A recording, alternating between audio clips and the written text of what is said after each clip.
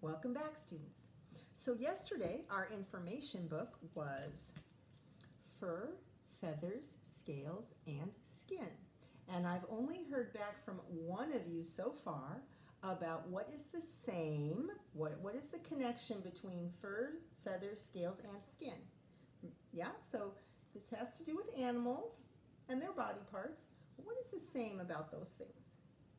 And I've heard from one of you, so I'm not going to say what that person said yet. I'm looking forward to hearing from more of you. And today I'm going to read, I have this wonderful series of books about skin, fur, shells. There's an additional one, scales and feathers, right? So we're going to be reading these together to learn more about these kinds of body parts. But I still need to hear from you about what the connection is between all of these. So the first one I'm going to read to you today is is fur. And I'm reading this to you first because it has the cutest picture of a kitten I have ever seen.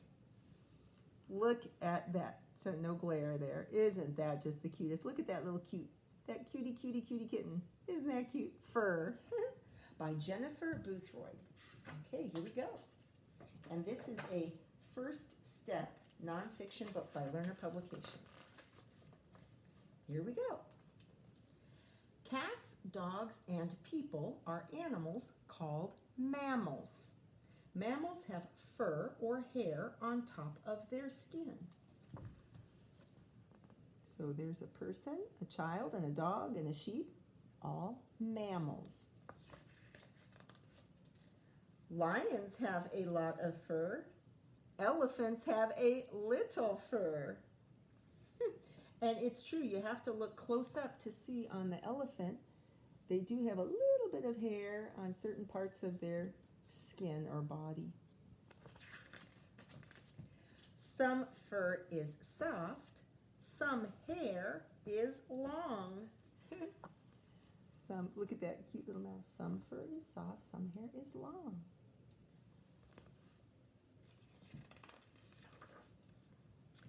Many animals have hair in their ears and near their eyes.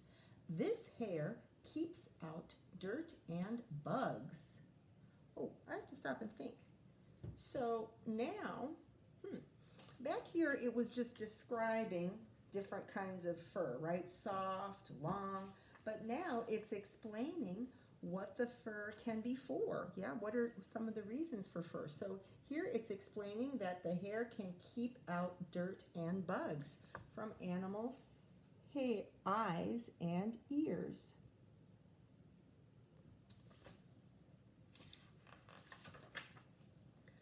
Fur keeps an animal's skin dry. Fur can be different colors.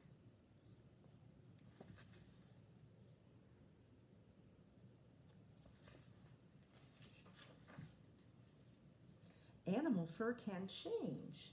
This bunny grows white fur in the winter.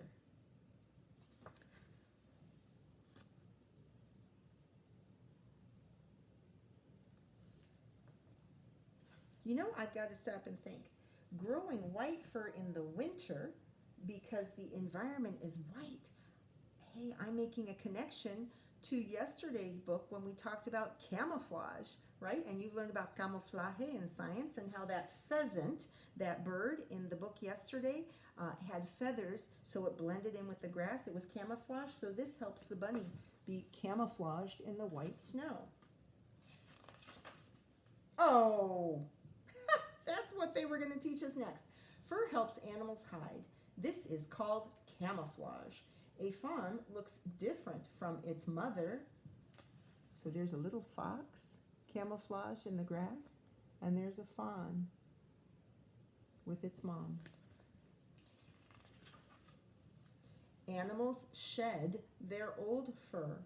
Fur helps animals in their surroundings. Okay, so there's a large animal, maybe an elk, shedding, letting their old fur come off, and there's a bunch of different animals. Okay, and back here it says mammals are everywhere. Fur helps mammals live all over the world. Leopard seals and beavers have thick, waterproof fur. It helps them stay warm. Hedgehogs have spiny fur. It protects them from hunting animals. A gorilla's hair protects it from insect bites. A giant anteater has a fluffy tail. In cold weather, it uses its tail like a blanket. A panda has a thick coat. The coat keeps it warm in the cold mountains. A wallaby's fur makes it hard to see. Oh my gosh. They described so many different ways that fur helps animals in their surroundings. And then what's very cool is there's a map here. It says furry animals around the world. And here it has a picture of the different animals it just talked about in this paragraph. It has the beavers and the hedgehog and the panda and the anteater and the seal and the gorilla and the kangaroo. Here are some fun facts about fur. I'm going to put it like this. Hair and fur are made of keratin. Fish scales and fingernails are made of the same material. Porcupine quills are stiff, sharp hairs. They protect the porcupine from hunting animals. Whales and dolphins are born with hair. They lose their hair as they grow. Last one, green algae is a plant. It can grow in the fur of a sloth. Oh, I've seen that. Yeah, isn't it funny? Have you ever seen a picture of a sloth, how they can be like green, and it's from the algae growing in their fur. Okay, here's some more facts. Tiny muscles make your hairs stand up when you get cold. Oh, like when you're shivering and you get goosebumps. Humans shave off hair from sheep and llamas. This hair is called wool. Wool grows back. Seals have short, thick fur. It protects their skin from sharp rocks. I think it must also keep them very warm, you know, in the very cold water. And lynx have long hairs on their feet. This fur helps them move in the snow. So there are some fun facts about fur. Actually, it's funny, I'm making a connection to some people's information books or all about books that they wrote in school, where on the last page they wrote some fun facts about their topic. Oh, here's the glossary. Camouflage, coloring that makes an animal look like its surroundings. Fur, the hairy coat of some mammals. Mammals, warm-blooded animals with hair or fur that drink their mother's milk. Shed, to lose or fall off. Oh, like shed, like they shed their fur. Skin, the outer covering of a person or animal. So there's the glossary with pictures, and there's the index.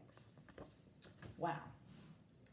I really enjoyed this information book because I knew a lot of the information, but I really enjoyed how it talked about how fur helps animals in different ways, right?